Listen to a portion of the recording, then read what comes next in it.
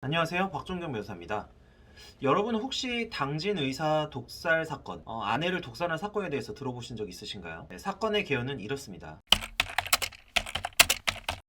A씨는 유수의 명문대 의대를 졸업하고 2004년에 성형외과 전문의 자격을 취득하게 됩니다. 그는 서울 강남구에서 성형외과를 운영하고 경영하면서 업무를 시작하는데요. A씨는 자신이 경영하는 성형외과를 성공시키고 싶었습니다. 그래서 잘못된 유혹에 빠져들게 됩니다. 바로 보험 사기였죠. 2008년경부터 보험 사기를 돕기 위해서 허위의 입퇴원 확인서를 발급하여 주기 시작합니다. 이로 인해 2011년에 서울중앙지방법원에서 벌금 500만 원을 선고받습니다. 여기에다가 훨씬 더 큰 사건이 터지게 되는데요. 2010년에는 환자에게 얼굴 리프팅 시술을 진행하다가 프로포폴하고 케타민을 과다 투여하는 바람에 환자가 사망에 이르게 됩니다. 그래서 법에서는 이걸 원무상 과실치사라고 합니다. 업무상으로 진료를 진행하다가 과실에 의해서, 실수에 의해서 사람이 죽게 됐기 때문인데요. 업무상 과실치사죄로 해서 2014년경에 벌금 최종적으로 1,000만 원을 선고받아서 확정되게 됩니다. 당연히 이제 의료사고 등이 터지고 여러 가지 이제 범죄를 저지르게 되면서 병원은 적자가 누적될 수밖에 없었겠죠. 그래서 결국 3억 원 가량의 빚을 지게 되고요. 거기에 2014년경에 체납된 세금 1억 5천만 원까지 추징을 당하면서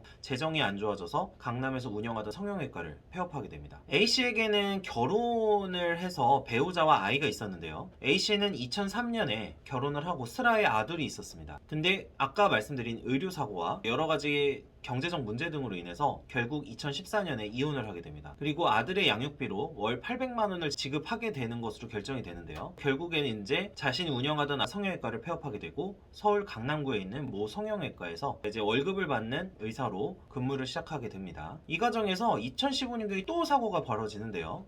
2015년경에 입꼬리 리프팅 시술을 하다가 또 환자에게 상해를 입혀서 벌금 200만 원을 선고받습니다. 그리고 2015년 초에도 안검하수 교정술 등을 시술을 하는 과정에서 아까 좀 유사한데 프로포폴을 과다 투여하게 됩니다. 그래서 그 과실로 또 환자를 사망하게 이르는 그런 사고를 발생하게 되죠. 결과적으로는 사실 의료사고로 2명이나 죽게 된 것이었는데 그러다 보니까 이 사람은 계속해서 빚은 갚아야 하고 여러 가지 상황은 따라주지 않으면서 자신의 인생이나 꼬여가게 됩니다. 그 사람이 겪어 있었던 상황은 결국에 두려움이나 절망밖에 없었던 상황이죠. 이러던 와중에 아까 이혼을 한 이후에 이제 결혼정보회사에 또 등록을 하게 됩니다. 그래서 A씨는 2010년 1월에 결혼정보회사에서 피해자를 만나게 됩니다. 그래서 피해자를 만나서 절망에 빠져 있었던 A씨에게 피해자는 이렇게 제안을 합니다. 명문대 출신이고 성형외과도 없으니까 괜찮을 것이다. 그러니까 내가 돈을 좀 지원을 해줄 테니까 당진에서 성형외과를 개업해라. 내가 그리고 빚도 갚아주겠다.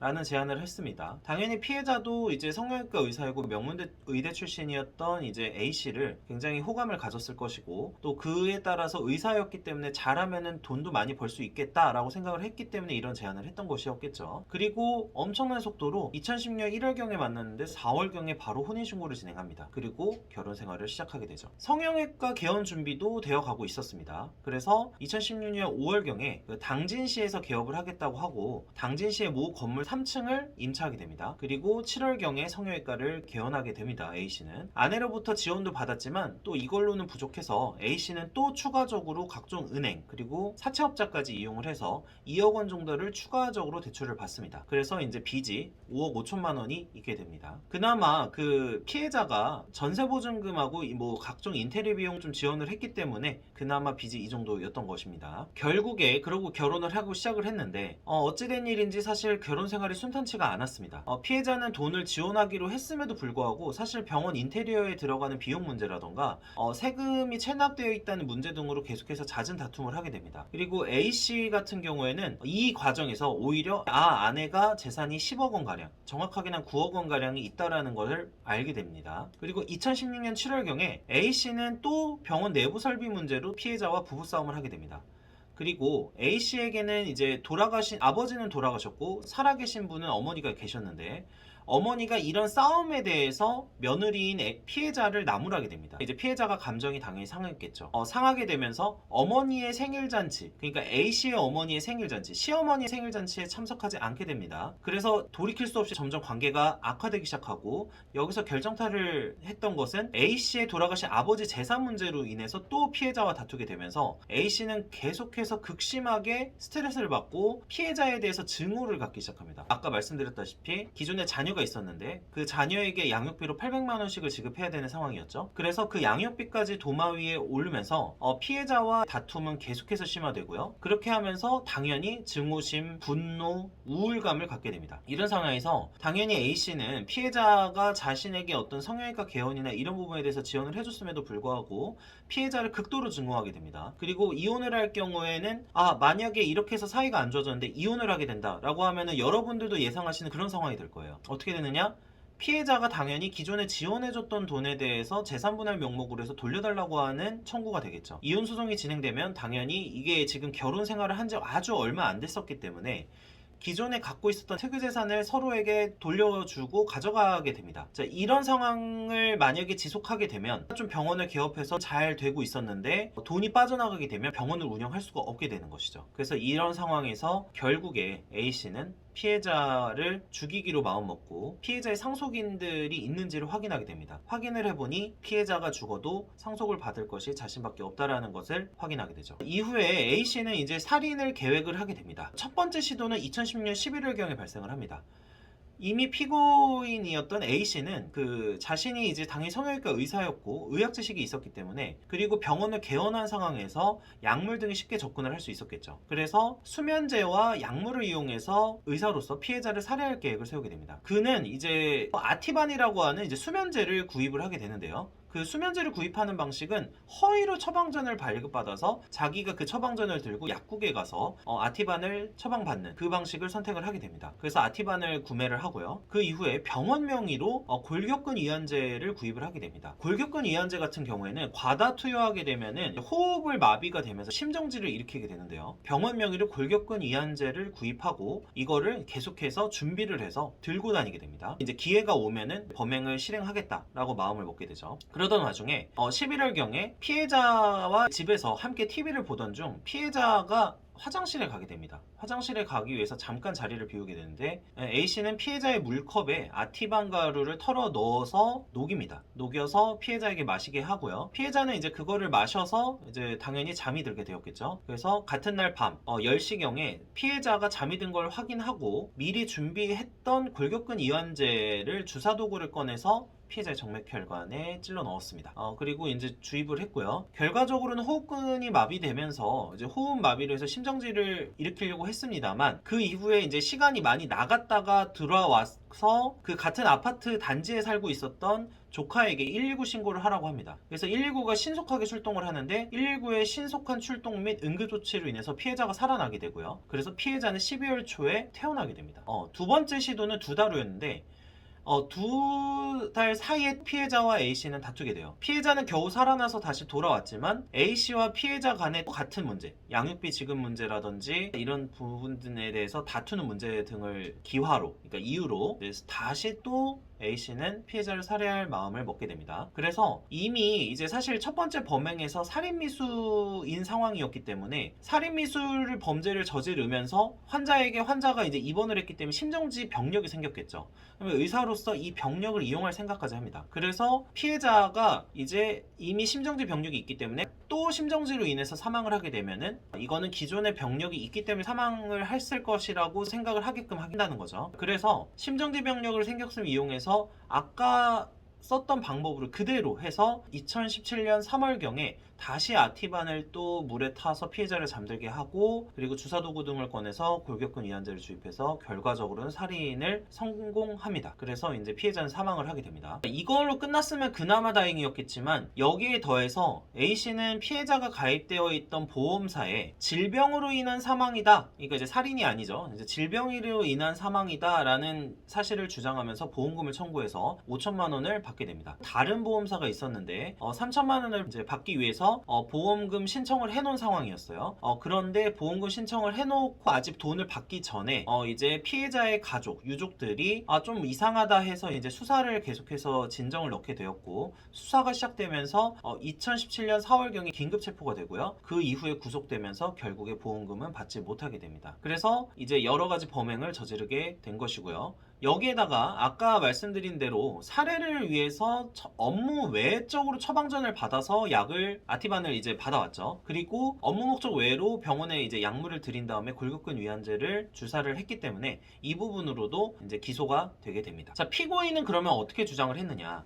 일단은 들켰었기 때문에 해당 범죄에 대해서는 순순히 인정을 하긴 하였습니다. 그런데 어떤 주장을 했냐면 A씨는 첫 번째 살인미수 범행에 대해서 중지미수라는 주장을 하게 돼요. 그러니까 중지미수라는 게 뭐냐? 죄는 인정하지만 내가 스스로 범행을 하려다가 중지를 했기 때문에 형을 감면받아야 된다, 감형해야 된다 라는 주장이었거든요. 자, 이게 형법에 중지미수라는 규정이 있는데 이런 겁니다. 왜 그러면 이런 경우에 감형을 하느냐? 범행을 저지르려고 하다가 스스로 그만둔 거죠. 그래서 이 사람은 기본적으로 범행을 하려다가 스스로 그만뒀기 때문에 이런 거를 보호해야 다른 범죄도 하려다가 그만두는 것을 유도할 수도 있고, 또 당연히 그 행위자로서도 범행을 저지르려고 시작을 했지만 스스로 그만뒀기 때문에 당연히 이제 형을 좀 깎아줘야 된다는 고려로 이런 규정이 들어와 있거든요. 그런데 이렇게 주장을 A씨와 A씨의 변호인 측에서는 했지만 법원에서는 이를 인정하지 않았습니다. 왜 인정하지 않았느냐? 자, 첫 번째 시도에서 그 주사를 주입을 하고 이제 수면제를 타가지고 여러 가지 범행을 저지른 이후에 이 피고인, 그러니까 A씨는 집에서 나갑니다. 그래서 나가서 상당 시간을 있다가 들어오고 그 이후에 이제 조카에게 뭐 119에 신고를 해라 이렇게 얘기를 하게 돼요.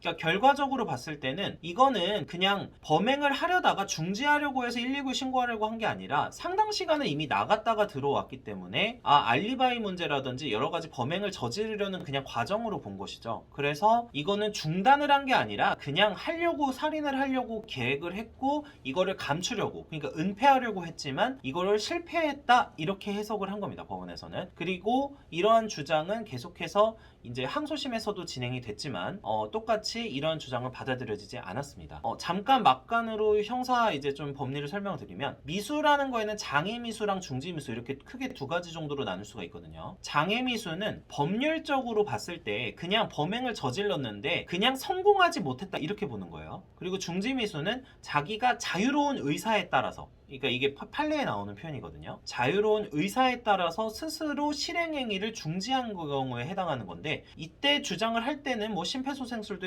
했다, 아까 뭐 조카에게 119에 신고를 하게 했다 이렇게 주장을 했지만, 아까 제가 말씀드렸던 이유로 인해서 그 부분에 대해서는 이제 장애미수, 그러니까 그냥 중지미수가 아니라고 이제 판단을 했고, 결국에는 이를 이유로 법률상으로 감경을 하지 않게 됩니다. 네, 결과적으로 결론은, 자, 이 사건은 A씨가 이제 기소가 이제 크게 네 가지 제목입니다. 살인미수, 살인, 보험사기 이제 특별법이 있는데 보험사기, 그 다음에 이제 향정신성 의약품 위반, 이제 마약류 향정에 관한 법률이라고 하는데 그 네 가지를 위반을 하게 돼요. 그러면서 이 모든 범죄가 인정을 받게 됩니다. 그래서 결과적으로 징역 35년형이 선고됐고요. 피고인은 다시 또 이 부분에 대해서 양형부당을 이유로 항소했습니다. 양형부당이라는 거는 내가 범행을 저지르기는 했지만 형이 너무 과도하다 이런 뜻입니다. 그래서 이거를 가지고 항소를 했지만 결과적으로 항소심에서도 징역 35년형이 선고가 됐고 결과적으로는 확정이 됐습니다. 저는 사실 이 범행을 보면서 그 피고인이 자신의 범행을 은폐하려고 하는 시도도 했고, 거기다가 계획적으로 당연히 살인한 것이죠. 왜냐면 약품도 구입하고 여러 가지를 준비했기 때문에. 거기다가 보험 사기까지, 그러니까 재산적 이득을 위해서 했다고 볼 수밖에 없는 정황이 있었습니다. 그래서 이런 시도를 봤을 때 이런 피고인에게 그 사형이 언도되어도 사실 부족함이 없었던 상황이다 라고 생각을 했어요. 징역 35년형이 사실은 오히려 가벼워 보일 정도입니다. 그리고 거기에다가 살인 시도가 사실 실패를 했고, 첫 번째 시도가 실패를 했잖아요. 그런데 재차 살인을 계획하는 상황까지 발생을 했다는 점, 그리고 의료행위를 위해서 의약을 사용하는 것이 아니고 의사로서 자신의 이득, 재산적 이득을 통해서 얻기 위해서 의료 행위에 필요한 어떤 의료 물질까지 구입을 하는 아주 안 좋은 그 행태를 보였기 때문에 이 부분은 아주 처참하고도 잔혹한 범죄였던 게 사실이었습니다. 오늘은 살인죄와 관련해서 그리고 보험사기와 관련해서 좀 간접적으로 설명도 드리고 사례에 대해서 좀 설명을 드렸는데 지금까지 판례 읽어주는 남자 박종경 변호사였습니다.